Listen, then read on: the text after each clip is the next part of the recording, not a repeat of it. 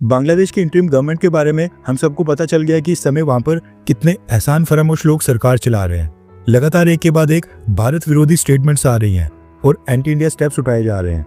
लेकिन बांग्लादेश आर्मी का भारत को लेकर क्या स्टैंड है, ये अभी तक खुलकर सामने नहीं आया था। अभी भी बांग्लादेश के अंदर जो लॉ एंड ऑर्डर सिचुएशन है वो बांग्लादेश की आर्मी संभाल रही है, क्योंकि बांग्लादेश पुलिस अभी भी ऑन ट्रैक नहीं आ पाई है।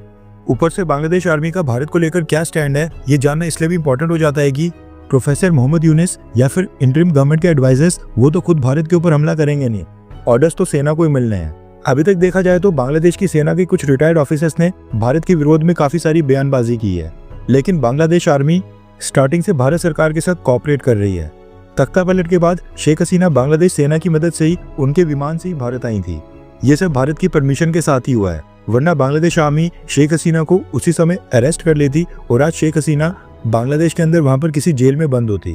तख्ता पलट के समय तो बांग्लादेश आर्मी फुली भारत के साथ कोऑपरेट कर रही थी, लेकिन सवाल ये पैदा होता है कि आज जब प्रोफेसर मोहम्मद यूनिस लगातार भारत के विरोध में स्टेप्स उठा रहे हैं और आम बांग्लादेशी लोगों के बीच भी एंटी इंडिया सेंटिमेंट्स पीक के ऊपर है, इस बीच बांग्लादेश आर्मी का क्या स्टैंड है, ये चीज पूरी तरह से क्लियर की है बांग्लादेश आर्मी के चीफ जनरल वकरुज्जमान ने।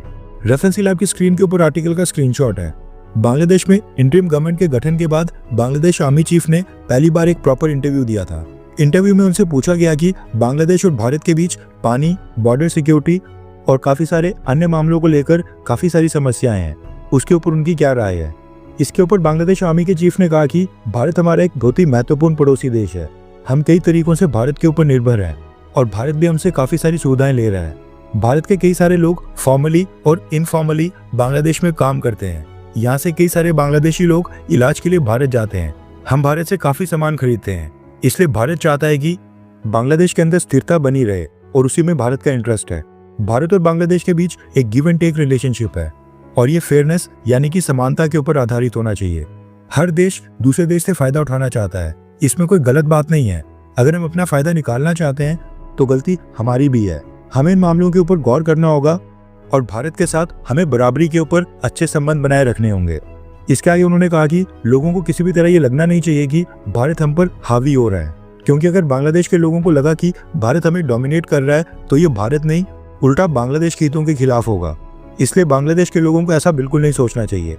इसके बाद बांग्लादेश आर्मी चीफ से पूछा गया कि भारत के नॉर्थ ईस्ट की सुरक्षा में बांग्लादेश की सहयोगिता एक बहुत ही बड़ा मुद्दा है और शेख हसीना के समय बांग्लादेश ने भारत के नॉर्थ ईस्ट की सुरक्षा उसको सुनिश्चित करने में भारत के साथ काफी सहयोग किया था।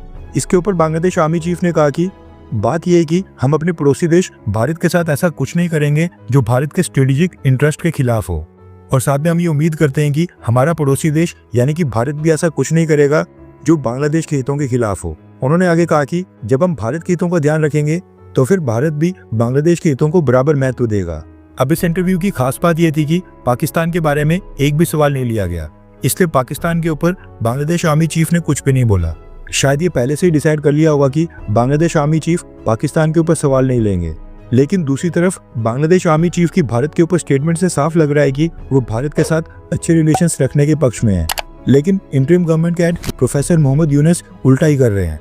वैसे आपको क्या लगता है कि मोदी सरकार बांग्लादेश के इशू को कैसे हैंडल कर रही है? आप उससे संतुष्ट हैं, हाँ या फिर ना? बांग्लादेश के ऊपर प्रेशर टैक्टिक्स यूज करनी चाहिए? नीचे कमेंट करके अपनी राय जरूर बताएं।